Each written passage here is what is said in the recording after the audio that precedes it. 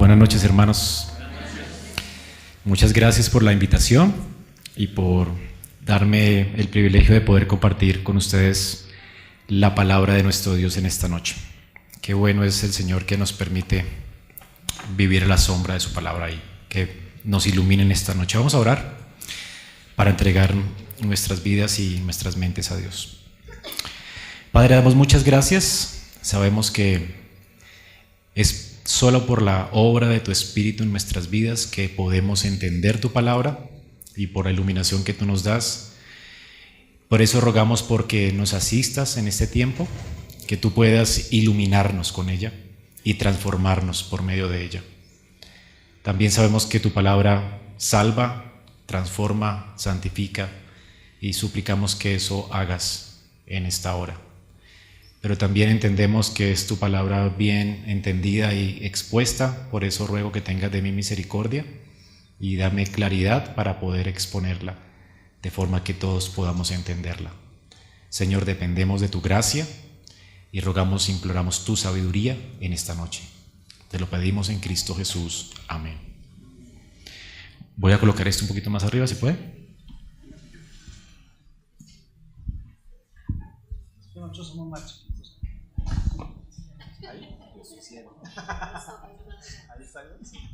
Es que tengo presbicia, entonces.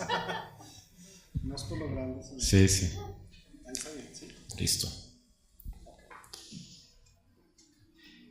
Bueno, acompáñenme en esta noche, vamos a leer juntos la palabra de Dios en Isaías, capítulo 6.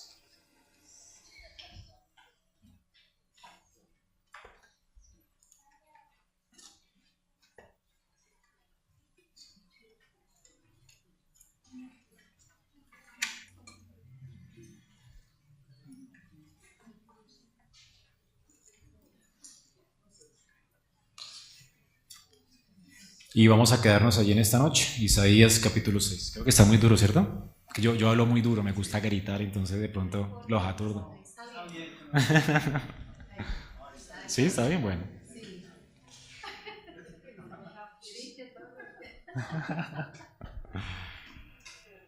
Bueno, se me ha pedido que hable sobre la santidad de Dios en esta noche y pues no creo que haya un mejor texto para hablar de la santidad de Dios que Isaías 6. Y pues obviamente como hablar de la santidad de Dios está por encima de mi capacidad, no podría yo hablar de ella sino a través de la Escritura y obviamente vamos a escuchar lo que tiene que decir de la palabra de Dios de la experiencia de un hombre, porque pues es la experiencia de Isaías, es la palabra de Dios, la revelación de Dios a Isaías, y creo que es la única forma de entender cómo es que Dios es santo, porque es tan extraño eso para nosotros, siendo pecadores, además de eso viviendo en este mundo caído. Creo que es un tema que solamente podríamos entender a la luz de la experiencia de Isaías y de esta revelación tan increíble. Dice así la palabra de Dios: en el año que murió el rey Usías, vi yo al Señor sentado sobre un trono alto y sublime, y sus faldas llenaban el templo. Por encima de él habían serafines, cada uno tenía 6 alas, con 2 cubrían sus rostros, y con 2 cubrían sus pies, y con 2 volaban. El uno al otro daba voces diciendo: Santo, Santo, Santo, Jehová de los ejércitos. Toda la tierra está llena de su gloria. Y los quiciales de las puertas se estremecieron con la voz del que clamaba, y la casa se llenó de humo. Entonces dije: ¡ay de mí que soy muerto! Porque siendo hombre inmundo de labios y habitando en medio de pueblo que tiene labios inmundos, han visto mis ojos al Rey, Jehová de los ejércitos. Y voló hacia mí uno de los serafines, teniendo en su mano un carbón encendido tomado del altar con unas tenazas. Y tocando con él sobre mi boca, dijo: he aquí que esto toco tus labios, y es quitada tu culpa y limpio tu pecado. Después oí la voz del Señor que decía: ¿a quién enviaré? ¿Y quién irá por nosotros? Entonces respondí: yo, heme aquí, envíame a mí. Y dijo, anda, di a este pueblo, oíd bien, y no entendáis, ved por cierto, mas no comprendáis. Engruesa el corazón de este pueblo y agrava sus oídos y ciega sus ojos para que no vea con sus ojos, ni oiga con sus oídos, ni su corazón entienda, ni se conviertan y haya para él sanidad. Y yo dije, ¿hasta cuándo, Señor? Y respondió él, hasta que las ciudades estén asoladas y sin morador, y no haya hombre en las casas, y la tierra esté hecha un desierto, hasta que Jehová haya echado lejos a los hombres, y multiplicado los lugares abandonados en medio de la tierra. Y si quedare aún en ella la 10ª parte, ésta volverá a ser destruida, pero como el roble y la encina, que al ser cortados aún queda el tronco, así será el tronco, la simiente santa. Amén. Hermanos, estamos viendo aquí, pues la mejor manera, como les dije, de entender la santidad de Dios es considerando la experiencia de un hombre que se expuso a la santidad de Dios. Entonces vamos a entender la santidad de Dios en esta noche a la luz de esta experiencia de Isaías. Y vamos a considerar este encuentro que Isaías tuvo con Dios y con su santidad. Vamos a ver cómo esta experiencia de Isaías fue, en primer lugar, aterradora, en segundo lugar fue devastadora, pero también fue restauradora. Y es lo que quiero que podamos ver en esta noche en nuestro texto.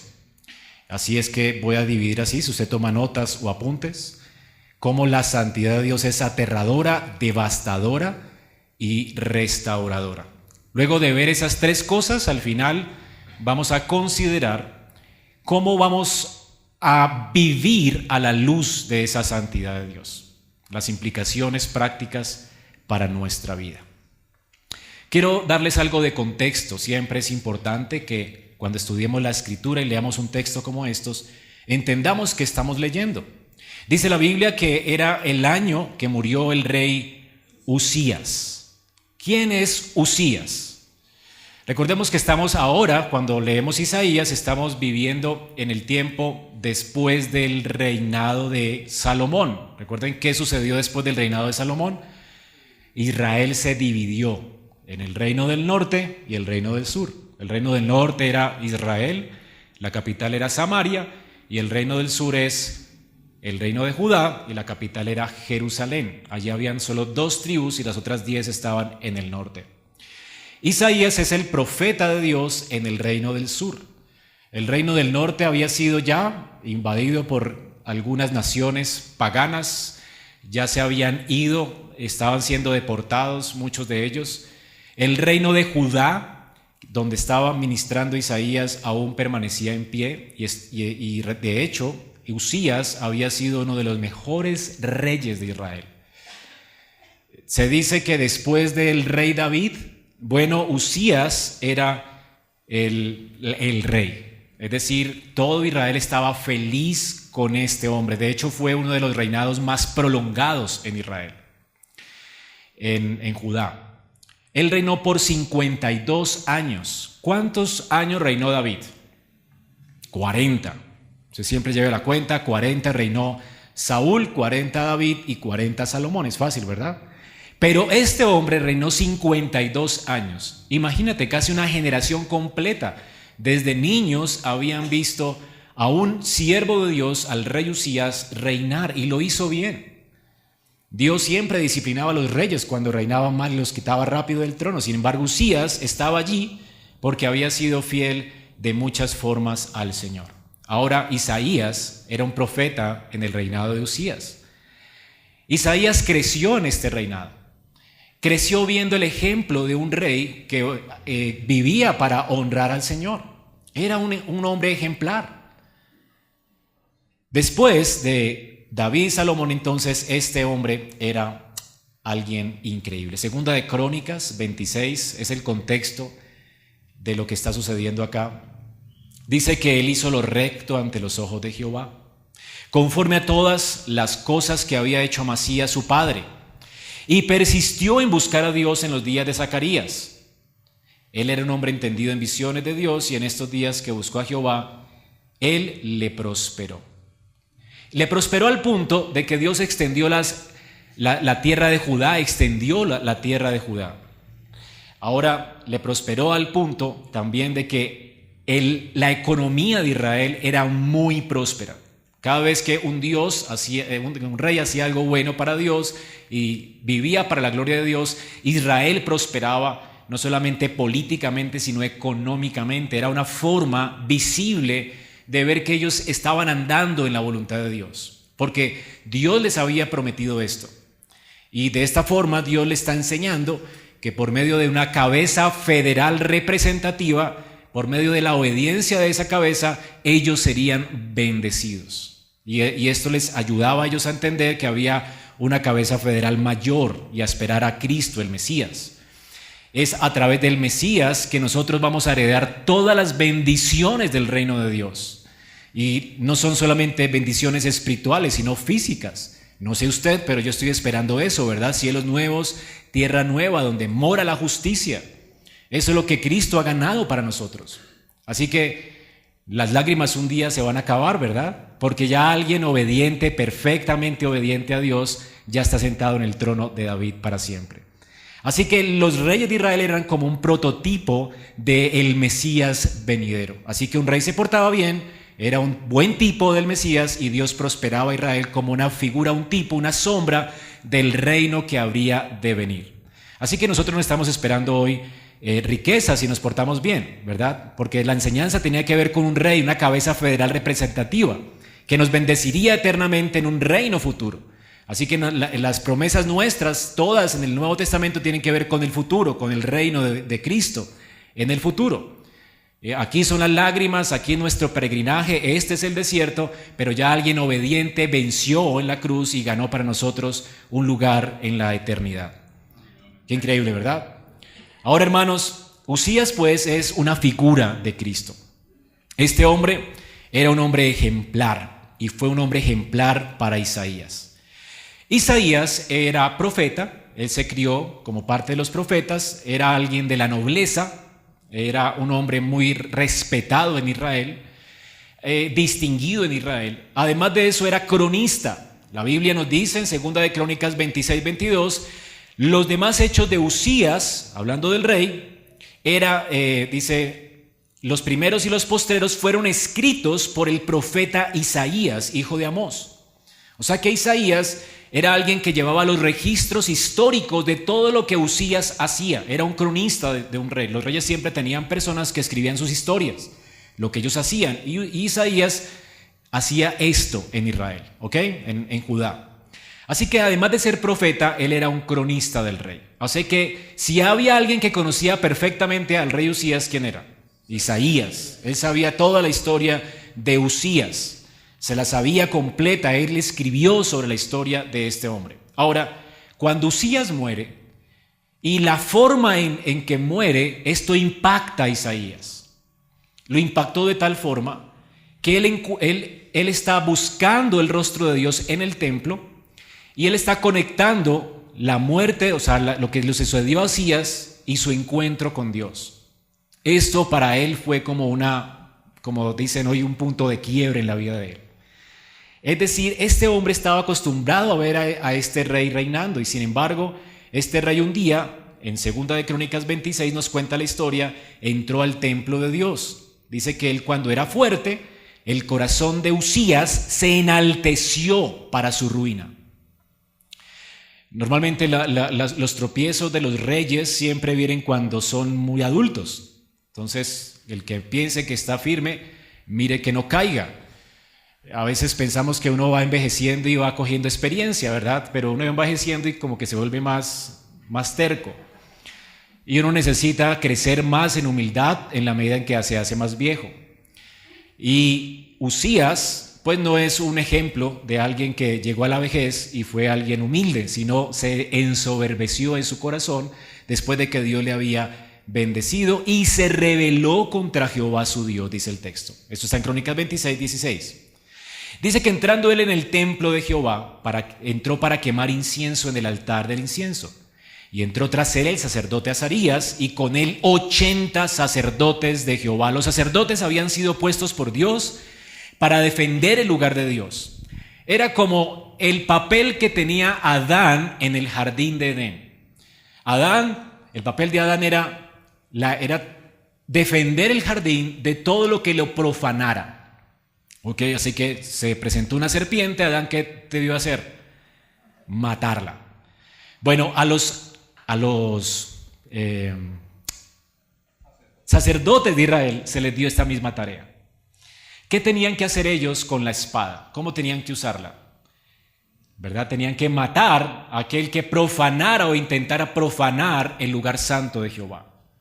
Es la forma de juzgar que ellos tenían que hacer. Era el lugar de Dios. Era el lugar de Dios y es el lugar donde el pueblo podía encontrarse con Dios. Así que Uzías se le dio por un día ir a profanar el santuario de Jehová, hacer algo que no le correspondía a él hacer. Y dice entonces: no te corresponde a ti, Uzías, quemar incienso a Jehová, sino a los sacerdotes de Aarón, que son consagrados para quemarlo. Sal del santuario porque has prevaricado y no te será para gloria delante de Jehová Dios. O sea, Dios no aprueba lo que estás haciendo.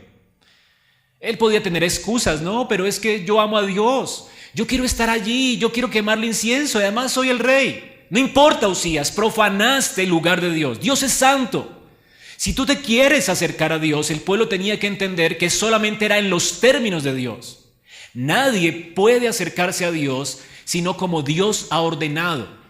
Y eso aún prevalece hasta hoy. A veces nosotros tenemos la tendencia de tratar a Dios como si fuera nuestro mejor amigo. O si fuera nuestro, no sé, como de tú a tú. Y se nos ha olvidado la Escritura, como dice que Dios es fuego consumidor. Y que debemos temblar delante de Él, tiemble delante de Él toda la tierra. Debemos tener terror de Dios. Y aunque Dios es un Dios amoroso, amante, una cosa es que Él nos deje entrar a su presencia, pero aún su majestad implica respeto, temblor, temor. Es decir, que el pueblo de Israel está representado en este hombre, en este rey, que ha visto tal vez a Dios como de tú a tú, como ahora somos los mejores amigos y ahora yo puedo acercarme delante de ti como yo quiera. Y este hombre no ha entendido que Dios es santo. Así que él se acerca en sus términos. Y cada vez que alguien se acercaba en sus términos al templo, Dios lo disciplinaba. Recuerden a Usa, a los hijos de Aarón. Usa quería que el arca no se cayera y no le estaba permitido a un hombre tocar el arca de Dios. Así sea para levantarla, no le estaba permitido. No podía un hombre tocar eso. Y Dios lo estipuló así para que entendamos que Él es santo, Él es otro. No podemos acercarnos a Él sino como Él dice que nos acerquemos a Él. Entonces, cuando los hijos de Aarón ofrecieron un olor grato, supuestamente un olor grato que ellos inventaron, ¿verdad? No sabemos qué tipo de olor era, pero quemaron un incienso que no fue grato a Dios, que Dios nunca mandó. ¿Y qué sucedió con ellos? Murieron. La enseñanza es: no es posible que te acerques a Dios como tú quieras. Hay gente hoy que sigue profanando así y no muere. Ahora, no siempre la gente moría. Y no por el hecho de que la gente no muera hoy, no significa que Dios no esté igual de indignado cuando nos acercamos a Él y profanamos su nombre con nuestra adoración. Debemos temblar delante de Él. Así que hay ejemplos de esto en la Escritura, en el Nuevo Testamento. Las personas pensaron que podían ofrendar cuando se acercó Ananías y Zafira a Dios y dieron una ofrenda y mintieron al Espíritu de Dios y pensaron que podían acercarse a Dios con hipocresía, simplemente trayendo una ofrenda sin estar con un corazón contento, ¿verdad? Sin ser sinceros y honestos. Y Dios descubrió su hipocresía y los mató en el acto, porque la ofrenda es un acto de adoración. Y Dios hasta dice cómo tenemos que ofrendar, ¿verdad? Dios ama al dador alegre. Ellos no estaban alegres con dar, ellos querían aparentar cuando daban. ¿Y qué sucedió con ellos? Murieron. Así que el hecho de que la gente no muera hoy no quiere decir que Dios esté indignado a causa de las formas en que nosotros nos acercamos a Él. Dios se indigna. Solo que Él sienta un precedente. Ya murió Ananías y Zafira. Tienes que entender eso. Un día seremos juzgados por Dios de la manera en que nos hemos acercado a Él. No es como queremos. Por eso Dios estableció principios y el principio es que solamente a través de un sacerdote, un mediador, la iglesia podía establecer una relación con Dios. No podías acercarte a Dios sino a través de un mediador. Como hoy no puedes acercarte a Dios sin Cristo. Y no puedes acercarte a Dios si Cristo, ¿verdad?, no hubiera abierto el camino para venir al Padre. No podemos acercarnos a Dios a través de imágenes, a través de cosas que creamos con nuestros ojos. No podemos recrear a Dios con nuestra mente. Se llama idolatría y Dios aborrece la idolatría. Así es que cuando nos acercamos a Dios tenemos que hacerlo en espíritu y en verdad.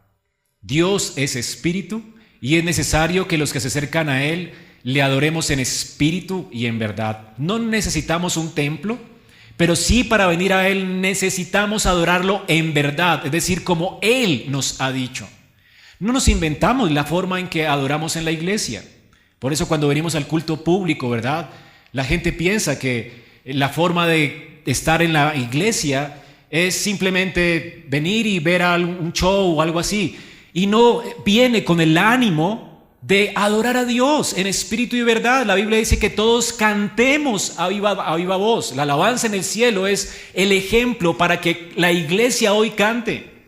Nos hemos olvidado de esto, de que Dios exige de nosotros venir y cantar a Él a viva voz, con todo nuestro corazón. ¿No ha leído los salmos? Ahora, ¿eso quiere decir que solamente hay unas personas dedicadas a ese servicio en la iglesia? No, hermanos. Tú tienes que alabar. Eso fue el rescate, ¿verdad?, de lo que protestaron, la protesta de la reforma, porque la gente estaba acostumbrada a ir a escuchar un show gregoriano que la gente no entendía y salía igual y nadie cantaba. Y uno de los rescates de la reforma fue el canto congregacional. Dios quiere que la iglesia cante. Dios quiere que el pueblo y que las voces del pueblo se escuchen. Cuando tú vienes a la iglesia, Dios es el espectador, no tú. Eso es profanar la iglesia. Entonces, este hombre estaba profanando el templo de Dios. Estoy haciendo aplicaciones, ¿verdad? Pero la idea es que puedas entender cómo hoy en día se puede aplicar lo mismo. Y Uzías hizo esto, profanó el templo de Dios. Hizo algo que Dios no le había permitido hacer a él. Profanamos la iglesia en estos días cuando personas toman oficios que la Biblia prohíbe, cuando toman oficios para los cuales no están calificados. Dios ha dicho qué tipo de personas pueden servir en la iglesia, cómo tenemos que servir en la iglesia, cuáles son las cosas que debemos hacer dentro del culto público. Todas las cosas Dios las ha establecido en su palabra, y hacerlo diferente o agregarle cosas a eso sería no confiar en Dios y hacerlo a nuestra manera. Y hacerlo a nuestra manera siempre va a traer maldición para la iglesia.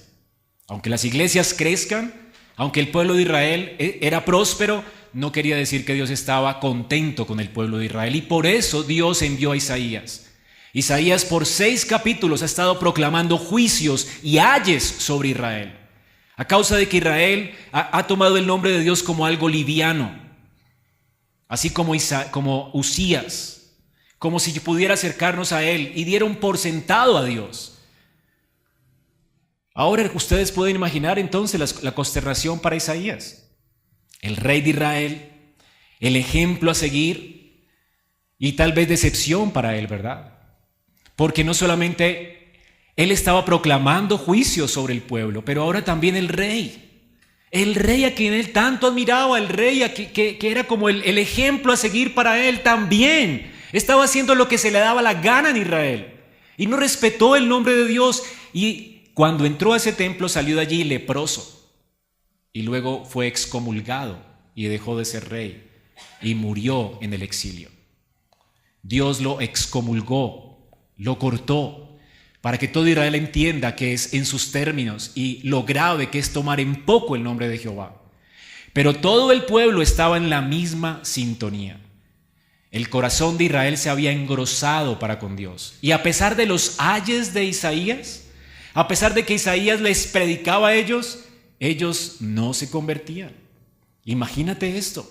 Ahora, no sé usted, pero imagínate tú en los zapatos de Isaías, predicando a un pueblo que no quiere adorar a Dios, predicando a un pueblo que está en contra de Dios, que ha dado por sentado a Dios, que dice adorar a Dios pero vive como quieren. Un pueblo hipócrita, un pueblo que no respeta a las viudas y a los huérfanos, sino que los explotan. Un pueblo que ha olvidado a Dios y un rey que ha profanado el lugar de Dios. ¿Cómo se sentiría usted? Isaías estaba devastado. Isaías era un hombre de Dios. Isaías se sentía devastado, como cualquiera de nosotros, y se preguntaría allí, ¿valdrá la pena seguir siendo profeta de este pueblo? ¿Valdrá la pena? ¿Qué pasará ahora? Ahora Isaías no está en el trono. ¿Qué va a pasar? Dios, ¿qué va a hacer con nosotros? Y esto es importante entenderlo. Ahora, Isaías era un hombre con una ética y una moral increíble. Seguramente, si pudiéramos conocer a Isaías, sería un hombre distinguido entre la iglesia, un hombre conocido por su moral, por su sabiduría, por su temor de Dios. Y esto es importante entender en el contexto. Ahora, él está entendiendo que el pueblo se corrompió, el rey se corrompió y ahora él está en el templo de Jehová, en el templo, adorando a Dios en ese tabernáculo y asombrado de lo que está pasando. Y me imagino las quejas, ¿verdad? Este pueblo se ha corrompido. Ahora, él era un mensajero fiel. Él proclamaba la santidad de Dios. Y en el mismo lugar donde Dios había herido a Uzías, él estaba allí temblando ante la presencia de Dios. Allí donde Isaías había visto cómo había salido Uzías leproso, él estaba en ese lugar diciendo, Señor, contándole al Señor sus inquietudes, pidiendo a Dios su consejo. Y entonces, de repente, Isaías se le abrió el cielo para él y ya dejó de estar en el tabernáculo terrenal y se le abrió el tabernáculo celestial. ¿Sabían que hay un tabernáculo celestial, verdad? Fue donde fue ofrecida la sangre de Cristo. Ese tabernáculo de Dios, ¿verdad? Ese templo de Dios se abrió para él y él pudo verlo en visión. ¿Y qué fue lo que vio Isaías? En primer lugar, fue algo aterrador. Recordemos entonces, de acuerdo al contexto, cómo fue de aterrador. ¿Qué vio Isaías allí? Isaías está quejando, Señor, no hay rey en Israel. ¿Quién se sentará en el trono? Señor, tus promesas, imagínate, ¿qué sucederá con tus promesas? No hay quien te obedezca, no hay un rey que sea capaz de reinar y gobernar este pueblo. Tú has prometido que vendrá alguien de la simiente de David. Tú habías prometido que vendrá Siloc y a él se someterán los pueblos, pero nadie se somete a ti. Hablo y no hay quien quiera venir a ti. Aún el rey se ha corrompido delante de ti. ¿Te imaginas la decepción de Isaías? ¿Qué va a pasar con las promesas de Dios? ¿Qué va a pasar con el rey prometido de Dios? Y entonces Isaías está aquí viendo que el cielo se abre y lo que ve es, vi yo al Señor sentado sobre un trono alto y sublime. ¡Wow! Un rey se había ido y Dios le deja ver a Isaías que el rey de Israel, ¿quién es? Pero Dios es el rey de Isaías, de ese texto. Dios es el rey de Israel. Isaías, ¿qué estaba viendo? ¿Quién gobernaba sobre Israel?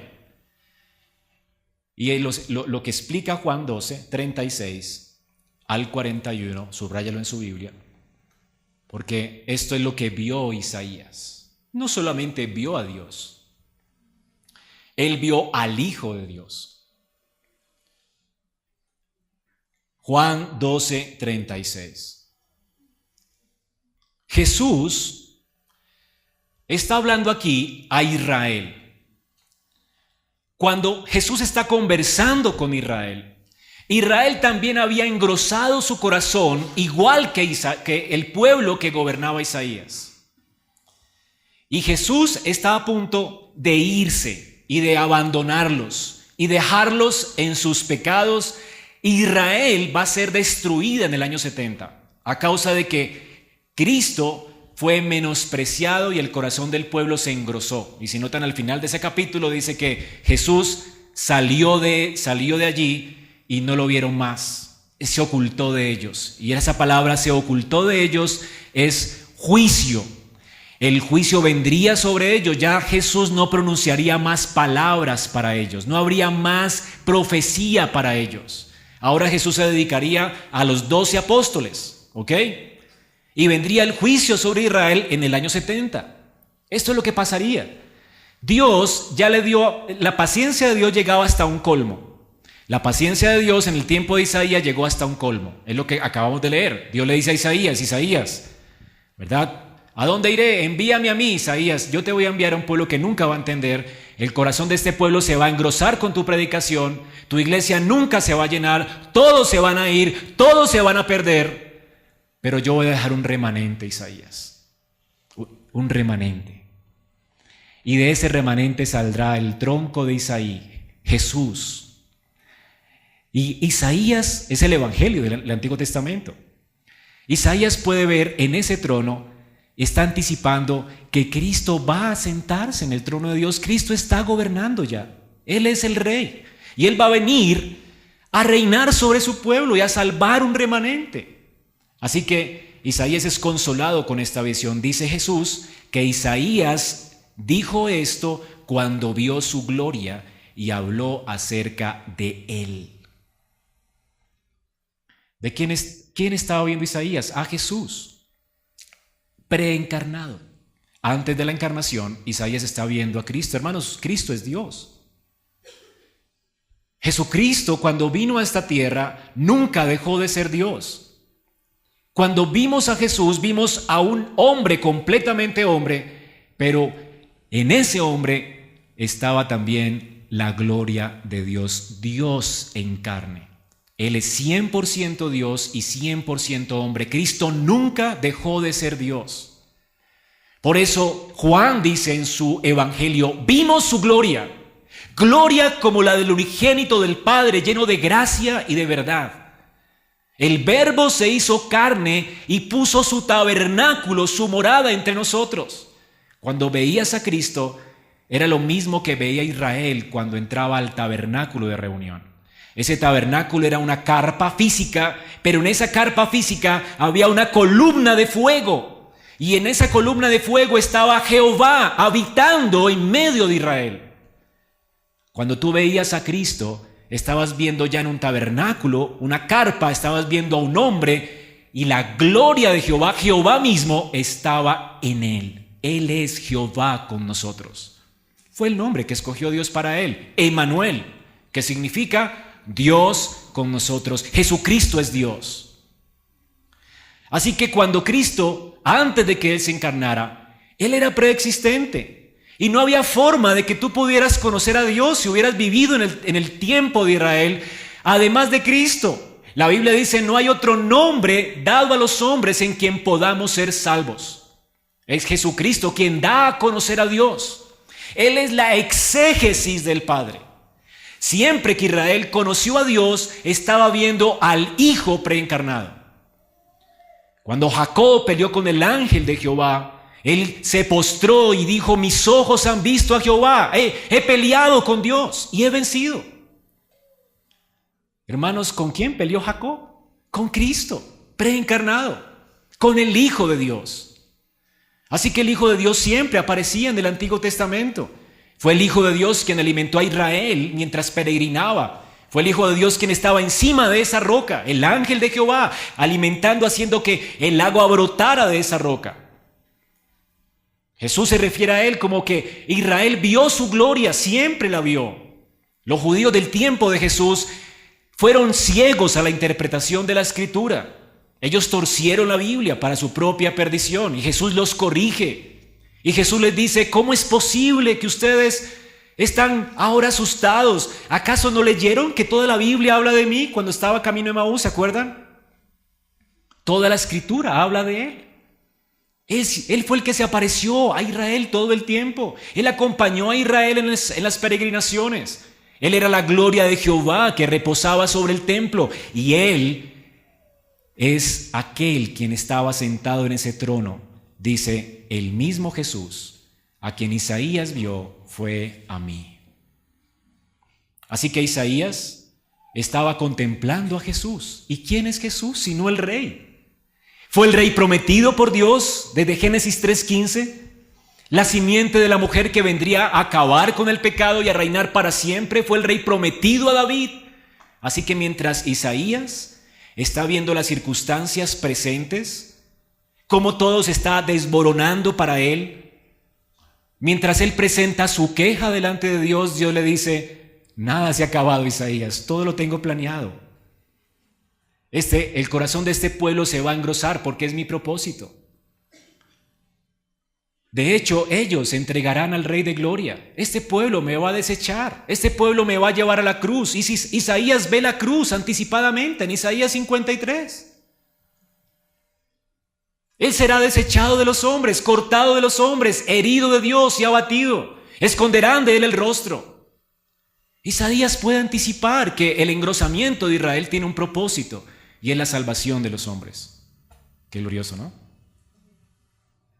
Isaías recibe el mejor de los consuelos, aunque no haya un rey en Israel, aunque Israel será pronto deportada a Babilonia, aunque todos ellos serán dispersos entre las naciones, el que vendrá a reinar sobre ellos está sentado ya en el trono. Él dejará su trono de gloria, como dice Filipenses, y tomará forma de siervo, y morirá y regresará al trono de nuevo. Nada ha cambiado desde siempre. Él nunca ha abandonado ese trono. Si lo dejó, hermanos, fue para rescatarnos y redimirnos de nuestros pecados. Y esto es lo que Isaías ve. Isaías no tiene que estar entonces desencantado. Isaías no tiene que estar preocupado. Más bien Isaías tiene que entender quién reina. ¿Y quién reina para Isaías? Esto fue devastador. El rey que se sentaría para siempre en el trono de Judá, ¿verdad? El rey en cuyas manos está el destino de la historia humana, el destino de Israel, es el que está sentado en el trono. Usías falló. Los reyes van a fallar, pero nunca Cristo. Él no va a fallar. Él vencería la tentación. Él viviría de acuerdo a la ley de Jehová. Él nunca profanaría el templo de Dios. De hecho, él entró a ese templo y volcó las mesas de los cambistas, ¿se acuerdan? Y restableció la verdadera adoración en ese templo desde el primer día de su ministerio hasta el final. Exhortó al pueblo a volverse a Jehová. Fue un hombre santo. Jesús nunca pecó. No se halló pecado en él. Y es a causa de su perfecta obediencia que nosotros podemos ser contados como justos. ¿No es increíble esto? Y eso es lo que Isaías experimenta, hermanos. Vamos a verlo entonces. Isaías está viendo el esplendor de la gloria de ese reino inconmovible de Dios. En esa visión, el Señor era tan glorioso que ¿qué ve Isaías? El trono y ¿qué más?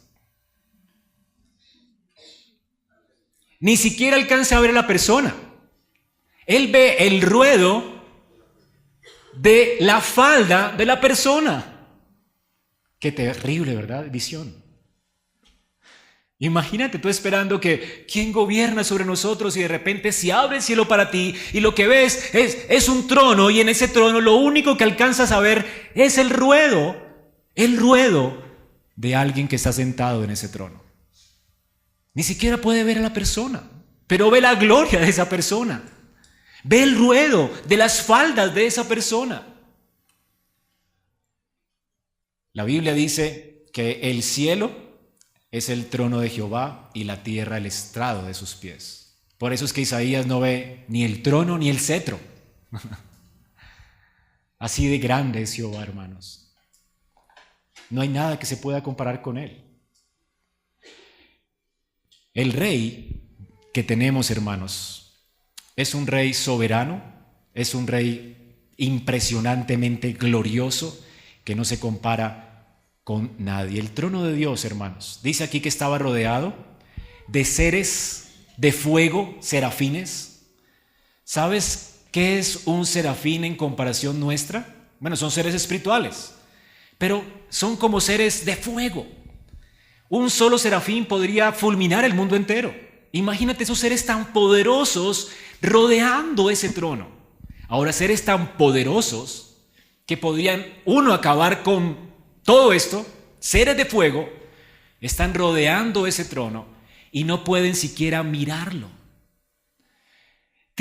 Dios tiene tanta dignidad que estos seres no se sienten dignos de mirarlo. Estos seres tapan con sus alas su rostro, no se atreven siquiera a mirar al trono de Jehová. Y están cantando: Santo, Santo, Santo, Jehová de los ejércitos, toda la tierra será llena de su gloria. Y con el canto de estas criaturas celestiales, dice que los quiciales de ese templo se estremecían. ¿Sabes qué tiene que ocurrir para que algo se estremezca? ¿Verdad? Y imagínate la voz de estos ángeles. Cantaban a viva voz. O sea, una cosa es decir que Dios está en medio de nosotros, y otra cosa es decir que el Dios Santo esté o está en medio de nosotros. ¿Cómo tendría que ser nuestra alabanza si sabemos que Dios está aquí?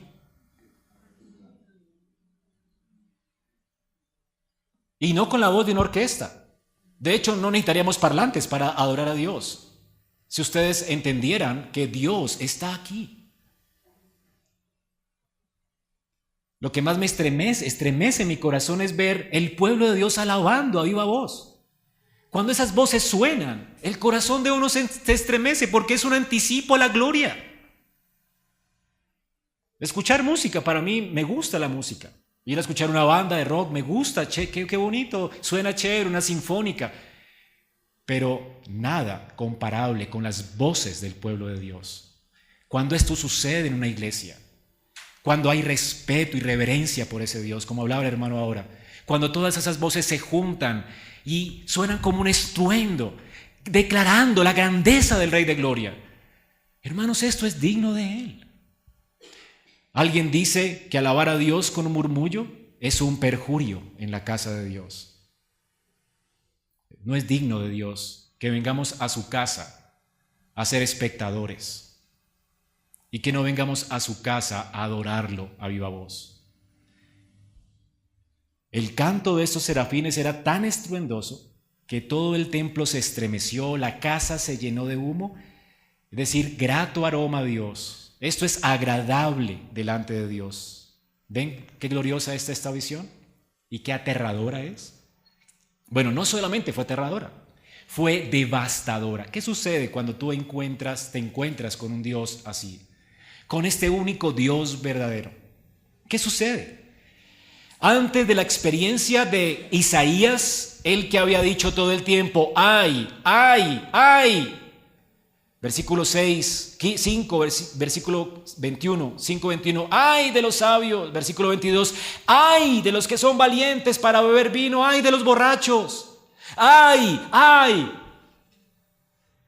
Entonces, este anuncio eran anuncios proféticos. En el tiempo de los profetas, los anuncios que ellos hacían se les llamaban oráculos de Dios.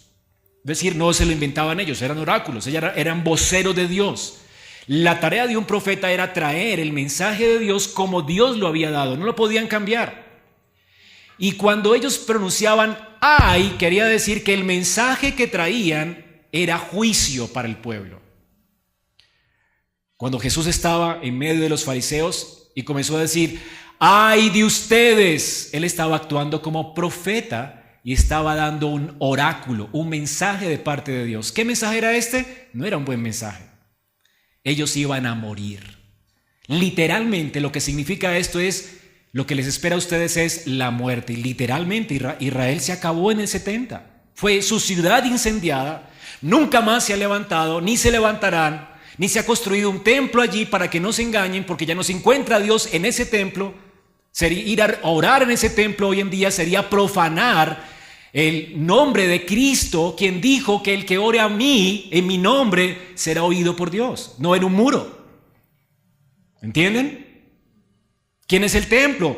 Destruir este templo y en 3 días lo levantaré. ¿A qué se refería Jesús? A Él mismo. Él es el templo. El templo de Israel lo prefiguraba a Él.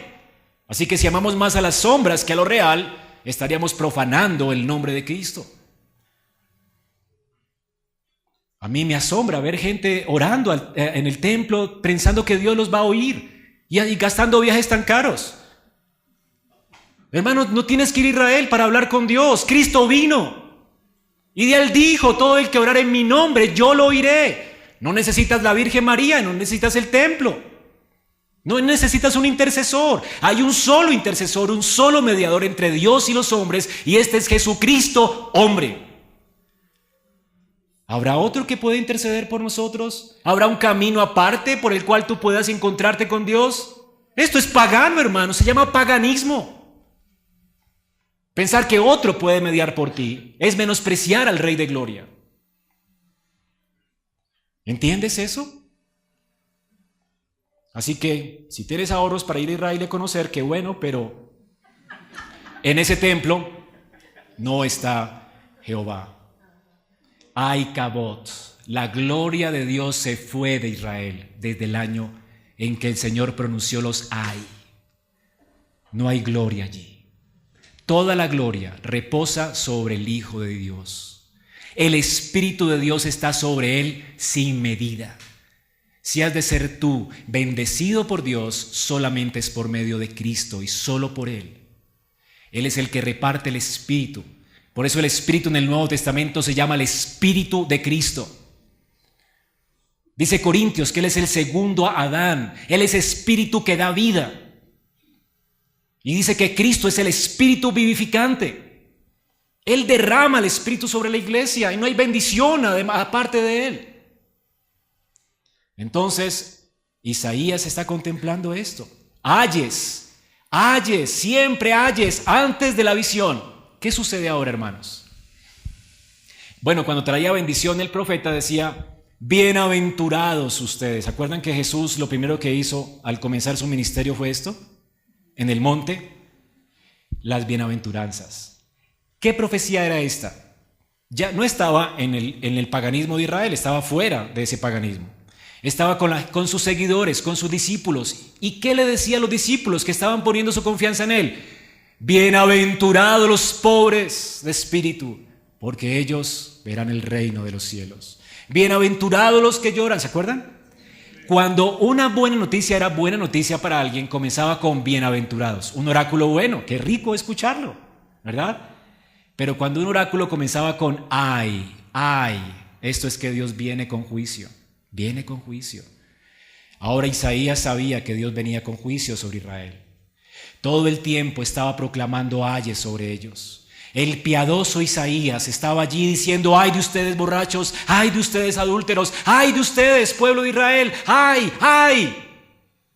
Cuando él vio el trono de Jehová alto y sublime, ¿qué dijo? Ay de mí. ¿No le estremece esto, hermano? Me ericé,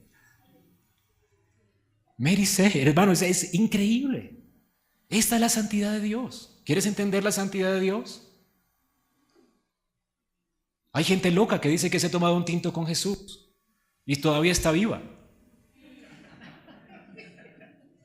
Ay de mí, que soy muerto. Mis ojos han visto al Rey de Gloria. Ay de mí, es como cuando los leprosos decían: leproso, no te acerques a mí. Lo mismo que hizo el apóstol cuando en la pesca milagrosa Jesús dijo: echa la red, y pescó una red llena de peces. Él no podía creer esto. Él dijo: ¿qué tipo de hombre es este? Nunca ha pescado en su vida. ¿Cómo es que manda a los peces que entren en la red? Y entran. Y Pedro se postró y dijo: ay, no te acerques, Señor, no te acerques. Soy maldito, inmundo. Un leproso en Israel tenía que tener el coraje de decir esto para que nadie se acercara a él y se contaminara con él. Inmundo, inmundo, inmundo. Venías por la calle, iba una persona leprosa y él comenzaba a decir, inmundo, inmundo, inmundo. Y tú tenías que correr. Lo que estaba diciendo Isaías es que él era inmundo. Inmundo.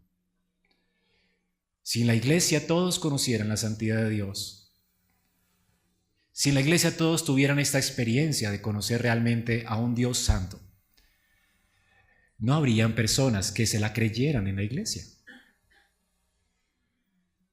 ¿Quién eres tú? Hermano, soy el hombre más indigno para estar hablando aquí de la santidad de Dios. ¿Quién soy yo? ¿Quién se las puede creer en medio de nosotros? No solamente Isaías es inmundo, él habita en medio de un pueblo inmundo. Él entiende su corrupción radical. Él entiende la corrupción del pueblo. Él entiende que no solamente el pueblo es corrupto, no solamente el pueblo debe morir, él debe morir. Las maldiciones del pacto deben caer sobre él. Pero Isaías no era un hombre fornicario. Era un hombre respetable. Isaías no había cometido, nunca escucharía de Isaías, no, es que yo fui drogadicto y no tenía un prontuario espectacular de pecados y terribles que pudiera impresionar a la gente. Odio tanto esto cuando se para alguien en un púlpito y comienza a hablar de su vida pasada más que de la santidad de Dios. Esto no transforma a nadie. Yo no quiero escuchar eso. Isaías no tenía un testimonio que dar así. Nunca había hecho esto. Nunca se había acostado con una mujer que no fuera su esposa. Nunca adulteró. Era un hombre que le daba peso a su propia palabra. Era un hombre que se esforzaba por agradar a Dios. Cuando él ve la santidad de Dios y entiende que solamente por la gracia de Dios las semillas perversas de su corazón no dieron fruto, solamente fue por la gracia de Dios. Hermanos, el corazón tuyo solo necesita el ambiente perfecto para que toda la maldad salga de allí. ¿Entiendes eso? Tú no necesitas haberte prostituido en esta tierra para entender que eres inmundo. Tú eres completamente corrupto. Tu corazón está lleno de maleza. Yo a veces voy a la tierra de Santa Marta y veo que no hay vegetación, pero una vez cae lluvia, se pone verde. ¿Sí? Es un efecto increíble para mí. He visto, el día llego, todo seco. Cae una tormenta y ¡pum! Toda la montaña verde. ¿Ok? Ese es tu corazoncito. Solo necesitas una ocasión para que esa semilla dé fruto. Pero el hecho de que no se haya presentado la ocasión es solo por la gracia de Dios que te ha preservado. Una ocasión y pudiera ser el peor criminal de la historia. Una circunstancia y podría ser un Hitler de la historia. Tú, yo, somos así de perversos. El corazón nuestro no tiene nada bueno. ¿Entienden eso? Si tú pudieras ver la santidad de Dios, entonces podrías conocerte a ti mismo. ¿Sabes por qué tú piensas que eres bueno y que eres digno? Porque no conoces a Dios. ¿Quieres conocerte a ti mismo? Conoce a Dios. Mientras más Pablo conocía a Dios, él se va dando cuenta de cuán terrible era él. Uno piensa que uno comienza la vida cristiana, ¿verdad? Siendo un poquito santo. ¿Ya? Estoy bien, ya dejé el pecado. Ahora, 3 años más, oiga, ya soy como... Y esa gentuza, ¿verdad? No es digna de mí. ¿Ya? Y 10 años más, y estamos siendo más bíblicos, ¿verdad? Ya, y los demás perversos, ¿verdad? Que no creen en la Biblia, la sola escritura. Entonces nosotros estamos aquí, ¿verdad? Más sánticos, ¿cierto? Eso no le pasó a Pablo. Cuando Pablo comenzó su vida cristiana, él escribió Corintios, 1 Corintios, y dijo, de todos los apóstoles, él estaba en la cúpula, ¿verdad? De toda la cúpula apostólica, yo soy el peorcito, ¿cierto?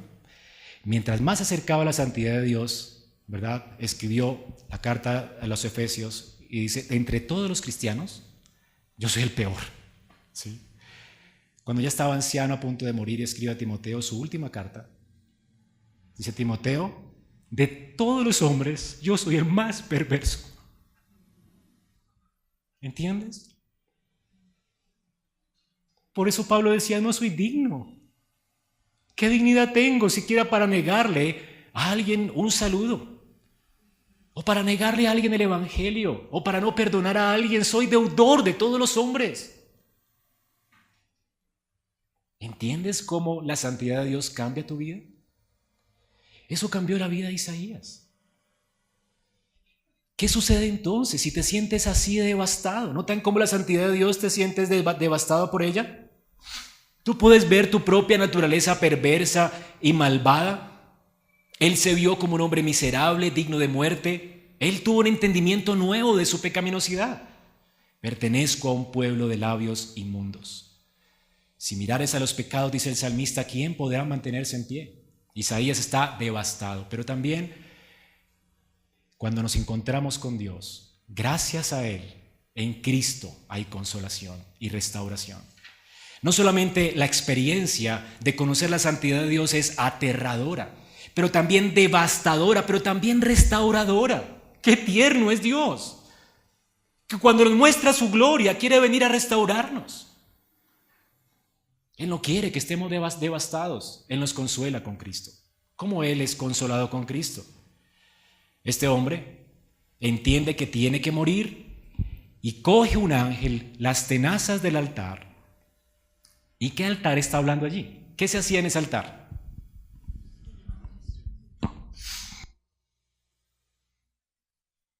Sacrificios. ¿Qué tipo de sacrificios?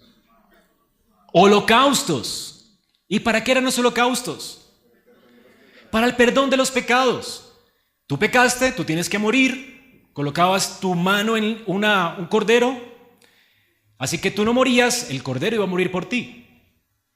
Lo echabas al fuego, era consumido por ti. Tú tenías que mirar lo que tú merecías y alguien sufrió lo que tú merecías. ¿Ok? El punto es que esos sacrificios tenían que hacerse siempre, porque tú siempre pecabas. Pero Hebreos dice que Cristo vino como el último de los sacrificios, el perfecto sacrificio que hace perfectos a los santificados. Cuando Cristo viene, hermanos, y muere en una cruz, Él es el Cordero de Dios que quita el pecado del mundo. Y en el altar en el que Él es consumido por la ira de Dios, por la santa ira de Dios, el altar no es el altar donde se quemaban los sacrificios de Israel. Eso era solamente un tipo. El altar donde Cristo va a ofrecer su vida es en el altar de ese templo que Isaías está viendo. Y es de ese templo que se toma un carbón encendido y se lo coloca el ángel en los labios de Isaías. Los labios tienen terminaciones nerviosas que están conectadas con todo tu ser. ¿Te has quemado alguna vez los labios? Tú lo sientes en todo el cuerpo, ¿verdad? Es decir, cuando dice que ¿sabes qué es que te incinere un carbón encendido en los labios? ¿Ok? Eso quiere decir que no vas a sentir nada allí, porque está ¿qué? Muy bien. Si te cauterizan los labios, tú no sientes más, ¿verdad? ¿Ok? Decir, mueres. ¿Entiendes? No sientes. ¿Qué vas a sentir con esos labios? Es un dolor intenso y una muerte intensa. Sin embargo, es una figura para ilustrar cómo Isaías es identificado con ese sacrificio. Él no va a morir. Otro va a morir por él. Otro va a morir por él. ¿Y quién es ese otro? El que va a ser ofrecido en ese altar. Los carbones encendidos en ese altar son para el Cordero que vendría. ¿Ok? Y es por causa de Cristo que Isaías es justificado por la fe. No hay justicia aparte de la fe en Cristo. Ni lo hubo en el Antiguo Testamento, ni lo hay en el Nuevo Testamento. Solo por Cristo hay salvación. Entonces Dios, a través de ese carbón encendido, le muestra a Isaías que él sería purgado de sus pecados serían completamente quitados. Isaías sería ahora un nuevo hombre. El viejo hombre que sentía toda esa inmundicia en su corazón moriría para dar paso a un nuevo hombre. Isaías saldría de allí como un hombre nuevo. El viejo Isaías muere, ¿verdad? Ahora Isaías sale de allí nuevo, como una nueva criatura. Es increíble, hermanos. Eso es lo que sucede con Cristo. El evangelio que Cristo nos está predicando aquí es que por un sacrificio el Señor nos santifica. No podemos permanecer delante de la ira de Dios, tendríamos que morir. Isaías tiene que morir. Si Dios es santo, Isaías tiene que morir, pero Isaías no va a morir, otro va a morir por Isaías. ¿Ok? Ahora, Isaías tiene que ser santo, otro será santo por Isaías. Usías, para poder bendecir al pueblo, tenía que portarse bien, si no, le iba mal al pueblo. El rey tenía que ser perfecto y el rey tenía que ir a la cruz, tenía que morir. Ambas cosas. Cristo, ¿por qué no murió a los 3 años? ¿Hubiera sido un sacrificio para nuestros pecados? No. Porque Él tenía que obedecer a Dios perfectamente por nosotros. ¿Qué es el evangelio, hermanos? Cuando Cristo vino a esta tierra y obedeció perfectamente todas sus buenas obras, al que cree, esas buenas obras le son acreditadas a Él. Cuando Dios me ve a mí, ¿qué ve? No mis obras, ve las obras de Cristo. ¿Verdad? Y todo lo malo que yo soy, lo perverso de mi corazón, Dios lo toma y se lo acredita a Cristo. Y Cristo muere por eso. Cristo es culpable por mis pecados. Y Cristo muere en una cruz siendo inocente por causa de nosotros. El justo murió por los injustos para llevarnos a Dios. Así la santidad de Dios queda vindicada. Dios sigue siendo santo porque no pasa por alto su justicia. Condenó el pecado en un hombre, en Jesucristo. Así que uno murió y nosotros vivimos. Uno obedeció y nosotros somos considerados ya obedientes. Por eso es que podemos venir delante de Dios y podemos tener méritos para venir delante de Dios porque Cristo los hizo. Tú no tienes que obrar para ganarte el favor de Dios. Ya alguien obró para ganarse el favor de Dios. Tú no tienes que morir a causa de ver la santidad de Dios. Ya alguien murió para que tú te deleites ahora en la santidad de Dios. Hay delicias a su diestra para siempre. ¿No es increíble, hermanos, que este Dios tan temible nos invite a estar eternamente delante de Él? Y que este Dios tan temible, sublime, glorioso y santo haga su morada en nosotros. Solo es por su gracia. Ahora, esta es la cosa que sucedió con Isaías. Isaías es perdonado, restaurado. ¿Y para qué? Ahora el Señor lo hace un siervo útil. Dios pregunta, ¿quién irá por nosotros? ¿Y qué responde Él? Heme aquí, envíame a mí. Cuando tú te sientes libre, ahora libre por Dios, perdonado de tus pecados, ¿qué haces cuando disfrutas el poder de Dios? La Biblia nos dice que tu pueblo se ofrecerá voluntariamente en el día de tu poder. Voluntariamente nos ofrecemos. La confesión de Isaías es la confesión de fe que proclamamos en nuestro bautismo. Señor, ya no quiero vivir para mí, quiero vivir para ti. Isaías no está preguntando, Señor, ¿a dónde me vas a enviar? ¿Qué tengo que hacer? Él no pone condiciones. A lo que me envíes iré. Y el trabajo que tenía que hacer era difícil. Nunca tendría una iglesia que le seguiría. ¿Ok? Sin embargo, Isaías dice, Señor, ¿a quién iré? Ven, ¿quién irá por nosotros, Señor? Yo iré, envíame a mí, donde quieras enviarme. Y es allí donde Isaías recibe entonces la comisión de ir al mundo. Para terminar, un hombre humanista, Sigmund Freud, dijo una vez, sugirió una teoría, ¿no? Dice que la gente se inventa la religión por miedo a la naturaleza.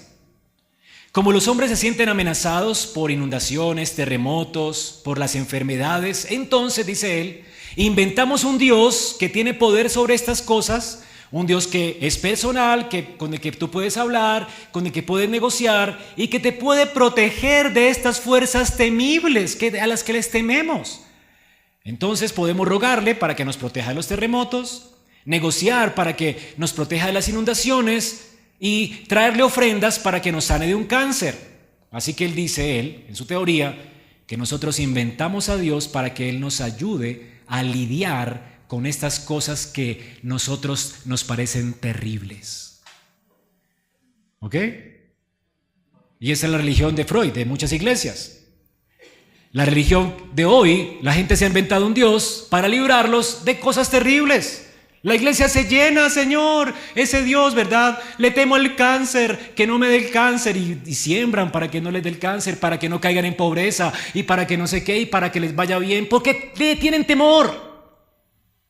Y se inventan ese Dios. ¿Tiene razón Freud? Sí, tiene razón. Pero el Dios de la Escritura, cuando cambia un corazón, no tiene nada que ver con una invención humana. El Dios de la Escritura es real, hermanos. Y es tan real que es peor que enfrentarse a un terremoto, a una enfermedad. Si le temes a un terremoto, una vez que te encuentras con Dios, no le temerás a nada más porque te has encontrado con el más terrible de todos, caer bajo su ira. Dice la Escritura que horrenda cosa es caer en manos del Dios vivo. Y cuando tú sientes esta intensa santidad de Dios sobre tu vida cambia. ¿A qué le temes? Porque cuando entiendes que Él es temible y que esa horrenda ira no caerá jamás sobre ti, porque alguien ya sudó gotas de sangre a causa de esta horrenda ira que caería sobre Él y cayó sobre Él. Él la sufrió para que tú nunca la sufras. Y entonces tenemos paz. Hemos sido librados del mal más terrible. Hemos sido librados de Dios mismo. Esto es lo más terrible, hermanos, nuestro Creador. No la creación. ¿Le temes a la creación? ¿Le temes a quedar en la pobreza? Una vez que conoces a Dios, como Habacuc puede decir, aunque me quede en la pobreza, aunque no hayan vacas en los corrales, con todo me gozaré en mi Dios. Una vez restaurado, una vez amado por Él, una vez perdonado por Él, ya no vendrá la ira de Dios sobre mí. ¿Qué más? ¿A qué más le temeré? Le temeré a lo que me puede hacer el hombre. Hermanos, la santidad de Dios te purga de tus miedos. Porque el mismo Dios de ira, el mismo Dios temible que vio Isaías, es el mismo Dios de amor, que intensamente te amó y llevó a su Hijo a la cruz por tus pecados, para que nunca temas, manada pequeña. Porque Él nos ha dado salvación y vida eterna. No tenemos que temer. ¿Podrá separarnos a alguien de Él? Si así es de terrible Él, si así es de temible Él, si así es de poderoso Él, ¿podrá la muerte separarnos de Él? ¿Podrá la vida, podrá alguna cosa creada apartarnos del amor de Dios que es en Cristo? Iglesia, confía en Dios. No tienen por qué temerle a nada. Y esto tendría que humillarte hasta el extremo. Y estas son las implicaciones. Un pecador que ha entendido la santidad de Dios le entregará su vida a Dios, confiará en Dios, no temerá las circunstancias, vivirá para su gloria. Porque si Él nos ha salvado de su ira, si nos ha dado a su Hijo, ¿cómo no nos dará todas sus promesas? ¿Cómo no nos sostendrá hasta el fin?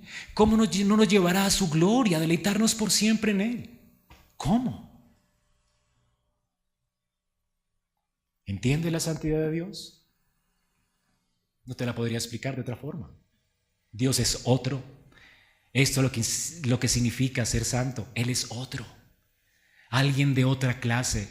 Alguien que no te cabrá en la cabeza. Alguien a quien tememos. ¿No le temes a algo que es distinto? ¿No es algo que podamos ver normalmente? Si usted ve algo raro, ¿a usted no le llama la atención? Bueno, Dios es algo completamente raro, ajeno a nosotros. Él es otro, Él es trascendente. Él no tiene nada que ver con la creación. Él es glorioso, Él es digno de gloria, Él es otro. Existe Dios y la creación. Son dos realidades distintas.